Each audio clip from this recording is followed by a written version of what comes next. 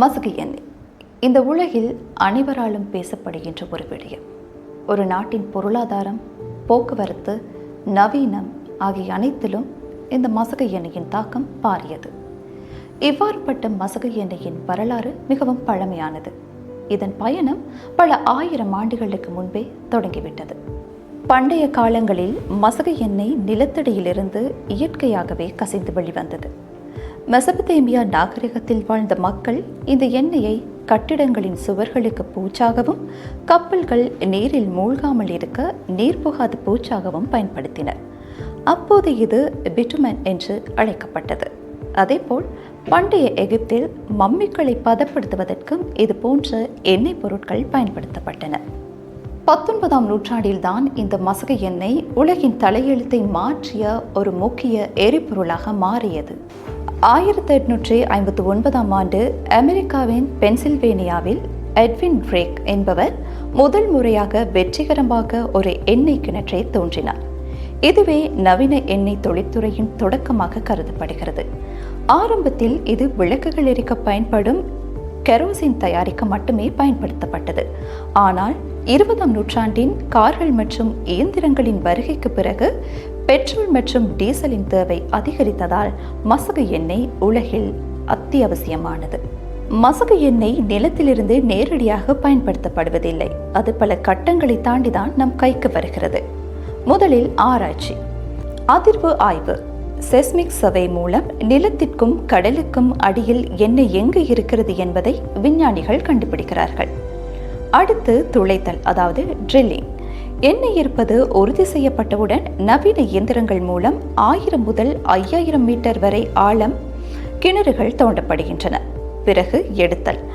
ஆரம்பத்தில் இயற்கையான அழுத்தத்தால் எண்ணெய் மேலே வரும். பின்னர் பம்ப்கள் அல்லது நீரூற்றல் மூலம் அது வெளியே எடுக்கப்படுகிறது. பின்னர் கொண்டு செல்லுதல், அதாவது டிரான்ஸ்போர்ட்டேஷன். எடுக்கப்பட்ட எண்ணெய் குழாய்கள் அல்லது பிரம்மாண்ட கப்பல்கள் மூலம் சுத்திகரிப்பு நிலையங்களுக்கு அனுப்பப்படுகிறது. பின்னர் தான் சுத்திகரிப்பு இடம்பெறுகிறது.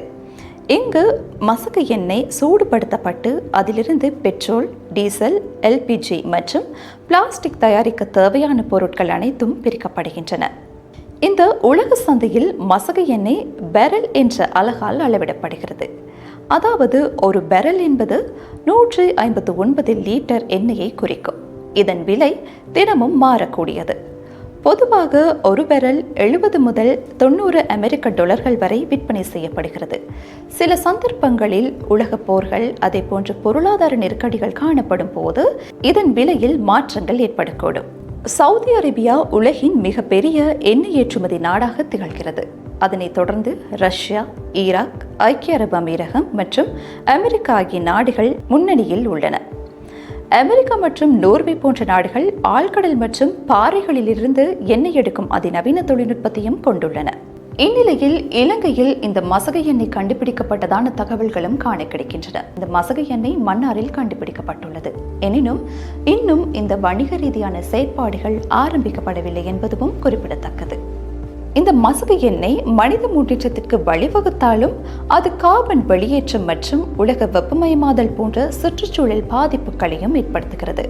இதன் காரணமாக இன்று பல நாடுகள் சூரிய ஆற்றல் மற்றும் காற்றாலை போன்ற புதுப்பிக்கத்தக்க ஆற்றலை நோக்கி நகரத் தொடங்கியுள்ளன. இருப்பினும் பிளாஸ்டிக் மற்றும் மருந்து உற்பத்தி போன்ற துறைகளிலும் இன்னும் பல காலத்திற்கு மசகு எண்ணெய் தவிர்க்க முடியாத ஒன்றாகவே காணப்படும். எனவே இந்த மசகு எண்ணெயை மனித வரலாற்றோடு பிரித்து பார்க்க முடியாது. அதன் வரலாறு 1000 ஆண்டு காலம் பழமையானது. இந்த மசகு எண்ணெய் இன்று இந்த உலகம் இயங்காது என்ற அளவிற்கு அதன் முக்கியத்துவம் காணப்படுகிறது. என்னதான் இதன் நன்மைகள் காணப்பட்டாலும் சில சந்தர்ப்பங்களில் இதன் மூலம் பாதிப்புகளும் ஏற்படத்தான் செய்கின்றன. எனவே இரண்டையும் மனிதர்களாகிய நாம் சரிசமமாக கையாள்வது நன்று.